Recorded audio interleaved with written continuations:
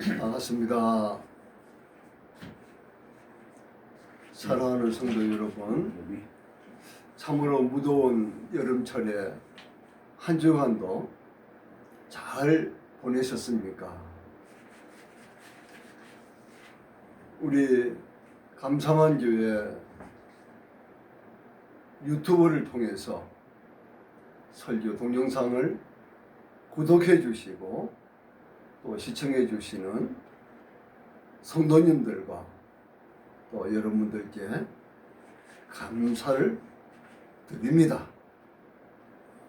오늘은 성경 누가복음 22장 14절에서 23절에 있는 말씀을 가지고 예수 그리스도의 피로 세운 새 언약이라는 제목으로 말씀을 증거하도록 하겠습니다. 제가 먼저 누가복음 22장 14절에서 23절에 있는 말씀을 읽어 드리겠습니다. 때가 이르매 예수께서 사도들과 함께 앉으사 이르시되 내가 고난을 받기 전에 너희와 함께 이 유월절 먹기를 원하고 원하였노라. 내가 너희에게 이르노니 이 유월절이 하나님의 나라에서 이루기까지 다시 먹지 아니하리라 하시고 이에 잔을 받으사 감사기도 하시고 이르시되 이것을 갖다가 너희끼리 나누라.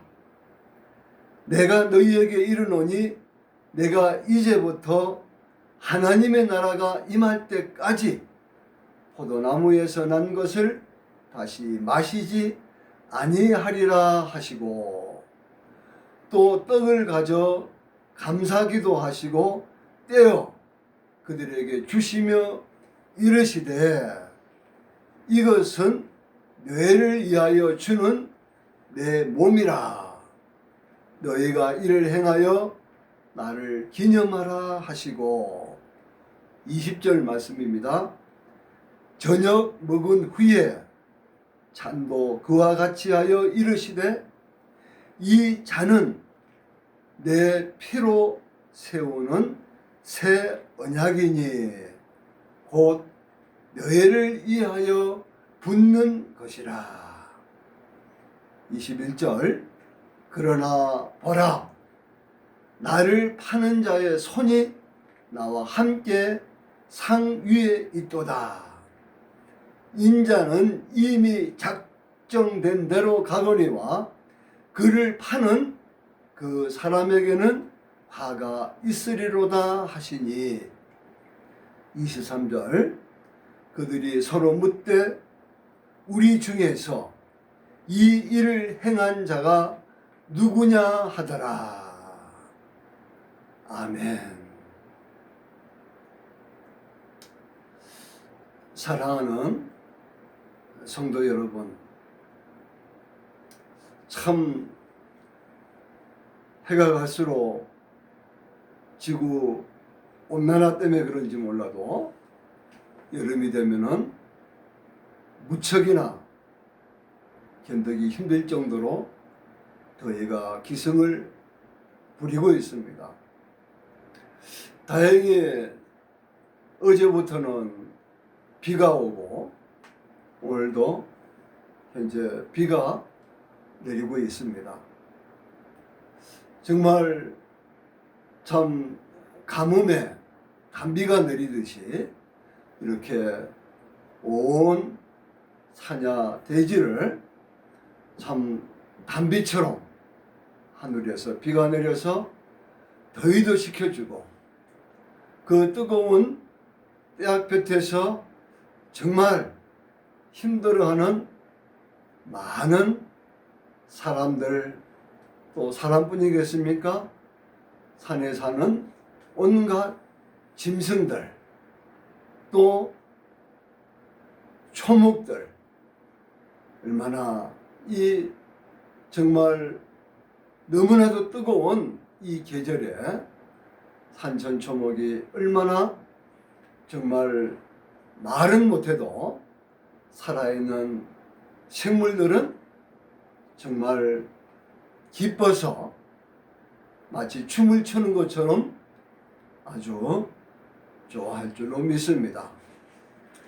저는 오늘 예수 그리스도의 피로 세운 새 언약이라는 이 주제를 가지고 말씀을 드리기 전에 제가 중학교 2학년 때 겪었던 저의 경험담을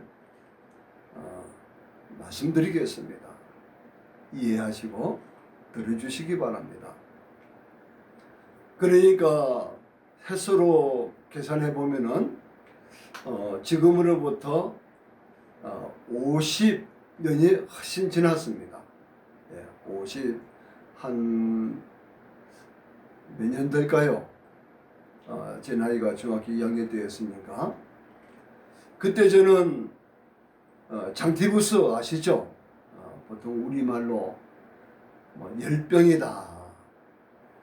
옛날에는 뭐라고 불렀습니까? 옌병이다. 또 이렇게 불렀습니다.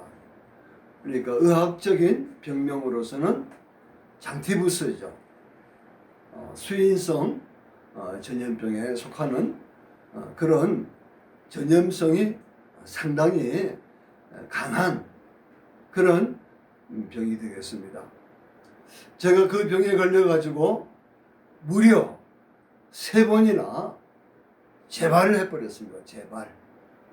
특히 이 열병은 장이 탈이 나가지고 이 고열 때문에 사람들이 많이 죽습니다. 제가 알던 그 해에는 유난히도 많은 사람들이 장티부스 열병에 걸려가지고 고귀한 생명을 잃었다고 합니다. 저는 보건소까지 격리가 돼가지고 치료를 받고 어느 정도 나아가지고 집에서 요양을 할 때에 정말 이 음식 관리를 잘 해야 되는데 음식 관리도 잘 하지 못하고 또 몸도 온전치 않은 상태에서 친구들과 동네 뒷산 밑에 있는 저수지에 가서 목욕을 해드렸습니다. 그때가 아마 한 7월, 8월 아마 그때였을 겁니다. 제가 학교를 갔다 왔는데 제 생각에 몸이 으스스하면서 추우면서 아하, 내 몸이 정상이 아니구나 하는 것을 느꼈습니다. 무려 3번이나 이 장질부사가 걸렸으니까 거의 희망이 없다고 많은 사람들이 그렇게 이야기를 하였습니다. 제가 참 어릴 때부터 이렇게 교회를 다니면서 예수님을 믿고 있었지만은 저는 솔직히 중학교 때는 성경도 다 이렇게 읽어보지도 못하고 그저 주일날 되면은 교회 가서 예배드리는 일주일에 한 번 정도 예배드리는 그러한 신앙생활을 해드렸습니다. 저는 정말 이제는 내가 더 이상 이 병을 이길 수 없겠구나 그런 마음의 느낌이 들었습니다. 그래서 제가 제 나름대로 이제 마지막으로 우리 주님께 이 기도를 올려드려야 되겠구나 하는 마음이 들어서 이렇게 기도를 했습니다. 예수님, 저는 솔직히 참 죽어서 뭐 천당에 있는지 지옥에 있는지 저는 솔직히 알지 못하겠습니다. 그리고 제가 죽어서 천당에 갈지 또 지옥에 갈지도 저는 모르겠습니다. 다만 제 마음속에는 이제 제가 살 날이 얼마 남지 않은 것 같아서 기도드리는데, 이 죽음에 대한 이 공포를 없게 해주세요. 그리고 제가 죽으면은 제 영혼을 예수님 받아주세요. 아멘. 그렇게 기도를 끝내고 난 이후에 저는 그대로 의식을 잃어버렸습니다. 제가 깨어나고 새벽에 일어난 그 이후에 저는 이 나이 먹도록 장티부스라고 하는 병하고는 완전히 이별하였습니다. 그때 당시에 제 부모님은 예수님을 믿지 않고 있었기 때문에 의사가 와가지고 왕진을 했는데 가망이 없다고 돌아가고, 또 그 마을에 있는 무당 아주머니를 불러가지고 굿까지 했다고 합니다. 굿까지. 근데 그 무당 아주머니가 자기는 자신이 없다, 오늘 밤을 넘기지 못하겠다 하면서 무당이 보따리를 싸고 가버렸다고 합니다. 그런데 저는 정말 하나님의 은혜로 제가 다시 살아났습니다. 정말 50몇 년이라는 그 시간이 지났지만은 제가 그 마지막으로 하나님께 올려드린 그 기도는 지금도 저의 기억 속에 생생히 살아 있습니다. 저는 그 병에 걸린 상태에서 늘 우리 예수님께 이런 기도를 해드렸습니다. 예수님, 저를 살려주시면 제가 어른이 돼가지고 우리 예수님을 위해서, 우리 하나님을 위해서 살겠습니다 라는 그런 기도를 자주 드렸습니다. 사랑하는 성도 여러분, 오늘 이 시간 우리는 우리 삶의 근본을 바꾸고 영원한 소망을 안겨주는 놀라운 진리, 바로 예수 그리스도 안에서 성취된 예수님의 피로 세운 새 언약에 대해서 함께 나누고자 합니다. 구약 시대에는, 다시 말해서 예수님이 이 땅에 육신을 입고 오기 전 시대를 우리는 구약 시대다 또는 율법 시대다 이렇게 말하고 있습니다. 지금 우리가 살고 있는 이 시대는 신약 시대라고 얘기합니다. 또 다른 말로 교회 시대다, 성령 시대다 이렇게도 얘기하고 있습니다. 율법 시대인 그 구약 시대에는 하나님과 이스라엘 백성 사이에 시내 산에서 하나님께서 이스라엘 백성들에게 주신 십계명 언약이 있었습니다.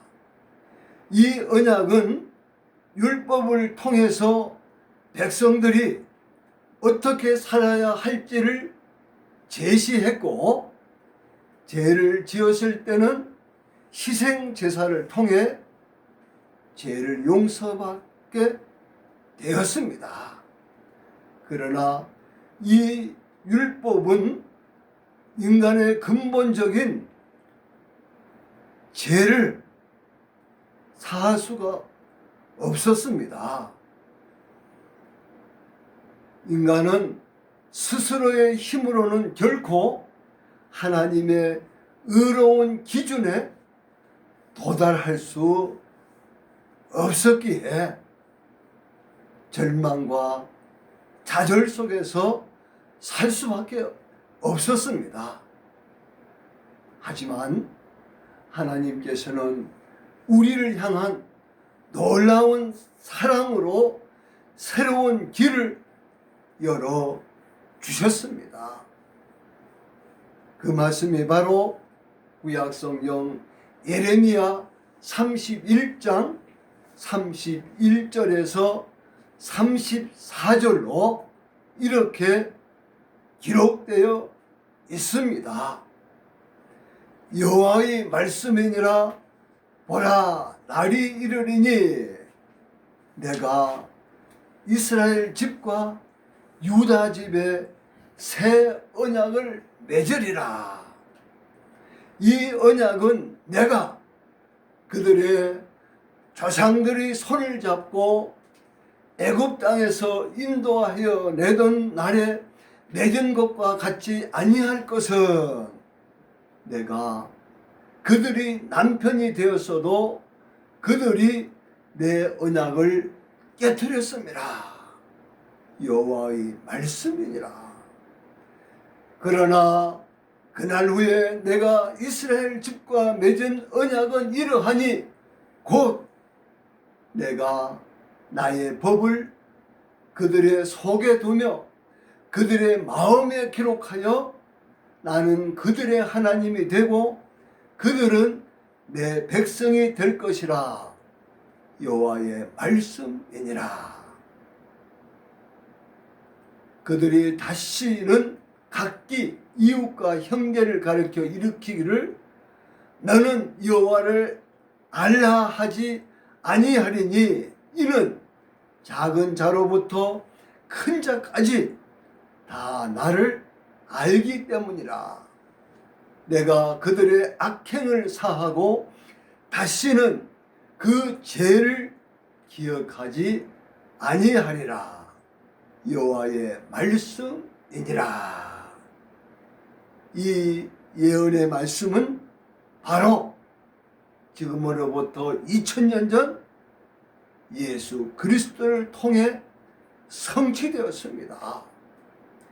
예수님께서는 십자가에서 자신의 몸을 단번에 들이심으로써 더 이상 반복적인 희생 제사가 필요 없는 완전하고 영원한 속죄 제물이 되셨습니다.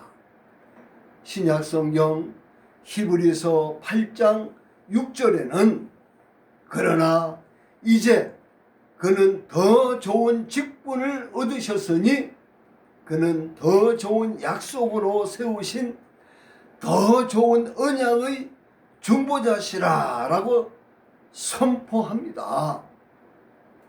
그렇다면 예수님의 피로 세운 새 언약은 우리에게 무엇을 가져다 줍니까? 첫째, 제사함과 자유입니다. 제사함의 확신과 자유입니다. 예수님의 피로 우리는 우리의 모든 죄를 용서받았습니다. 더 이상 죄책감과 정죄감에 묶여 살 필요가 없습니다. 하나님께서는 우리의 죄를 기억하지 않으시겠다고 약속하셨습니다. 이 얼마나 놀라운 은혜입니까? 우리는 이제 담대하게 하나님 아버지께 나아갈 수 있습니다. 왜냐고요? 예수님의 피로 말미암아 우리의 모든 죄가 깨끗이 용서함을 받았기 때문입니다. 두 번째로 하나님과의 친밀한 관계 회복입니다. 새 언약은 율법이 아닌 마음에 새겨진 언약입니다. 하나님께서는 성령님을 통해 우리 마음속에 하나님의 법을 기록하시고 우리를 하나님의 자녀로 삼으셨습니다. 우리는 이제 하나님의 백성으로서 자녀로서 친밀한 교제 속에서 살아갈 수 있게 되었습니다.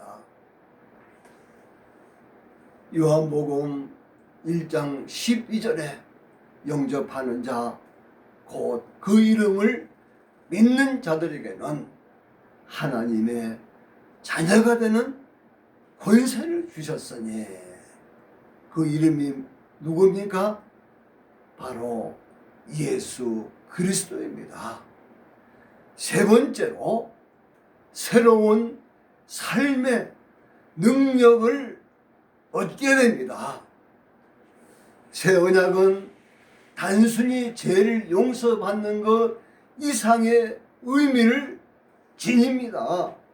성령님께서 우리 안에 거하심으로 우리는 하나님의 뜻을 행할 능력을 얻게 됩니다. 다시 말해서 내 힘으로 죄를 짓지 않는 것이 아니라 성령님의 능력으로 죄와 싸워 이길 수 있다는 것입니다. 죄의 유혹을 이기고 하나님의 자녀답게 의롭게 살아갈 수 있는 힘을 얻게 되는 것입니다. 우리의 삶은 더 이상 절망적인 반복이 아닙니다. 주님 안에서 날마다 새로워지는 은혜의 여정이 계속되는 것입니다. 사랑하는 성도 여러분, 우리는 이처럼 놀라운 예수 그리스도의 피로 세운 새 언약 안에 살고 있습니다.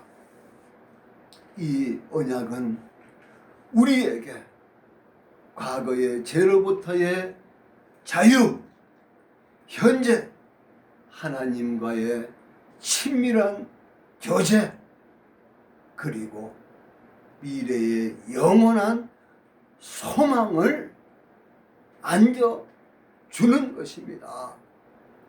이토록 놀라운 하나님의 복을 받은 우리는 이제 어떻게 살아야 되겠습니까? 예수 그리스도를 믿고 예수님의 희생을 기억하며 날마다 감사하는 삶을 살아야 합니다. 우리의 구원이 오직 예수님의 십자가 사랑에 있음을 고백하고 그 은혜를 날마다 기억하며 살아가야 합니다. 또한 성령님의 인도하심을 따라 살아가야 합니다. 우리의 마음속에 기록된 하나님의 법을 따라 순종하며 성령의 열매를 맺는 삶을 살아가야 합니다. 이 놀라운 새 언약의 복음을 세상에 전하면서 우리는 살아야 합니다. 아직도 이 놀라운 소식을 알지 못하는 이들이 우리 주위에 얼마나 많습니까?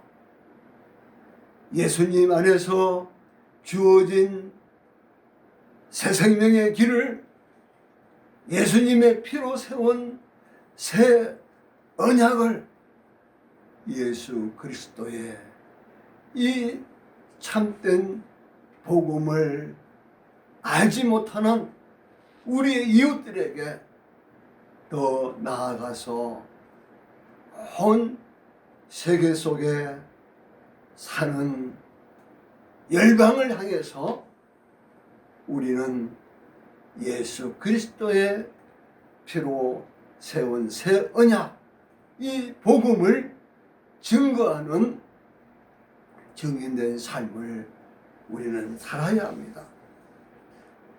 죄인들이 하나님 앞에서 의인으로 인정된 이 새 언약은 오직 예수 그리스도의 보혈의 공로에 의해서 된 것이므로 그 누구도 하나님 앞에서 자랑할 자가 없습니다.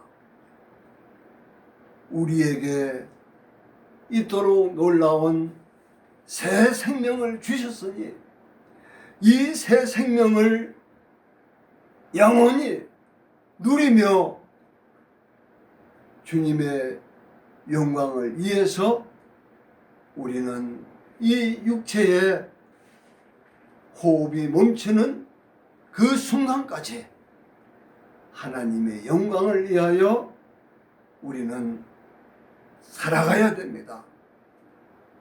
사랑하는 성도 여러분, 정말 이런 말이 있지 않습니까? 홍수 끝에 마실 물이 없다. 지금처럼 유튜브를 통해서 온갖 SNS나 또 기독교 방송 채널을 통해서 하루에도 아마 수천 편이 넘는 설교가 쏟아져 나오고 있습니다. 많은 설교가 있지만은 우리를 살리고 우리에게 구원을 가져다 주는 기쁜 소식 예수 그리스도의 복음은 오직 예수님의 피로 세운 새 언약입니다. 사랑하는 성도 여러분, 참 환경적으로나 인간의 도덕적으로나 모든 면에서 너무나도 힘들고 복잡하고 정말 우리의 마음을 아프게 하는 일들이 얼마나 우리 주위에서 많이 일어나고 있지 않습니까? 우리에게는 오직 예수님의 이 생명의 복음, 예수 그리스도의 십자가의 피로 세운 새 언약밖에는 우리를 구원해 줄 수 없다는 사실을 가슴속 깊이 새기시고, 아무리 힘든 환난과 모진 이 세파가 몰아친다 할지라도 예수 그리스도를 믿는 이 믿음만큼은 절대 마귀에게 빼앗기지 마시고 날마다 하나님의 말씀과 기도로 승리하는 복된 삶을 다 살아가시기를 우리 주 예수 그리스도의 이름으로 축원드립니다. 감사합니다.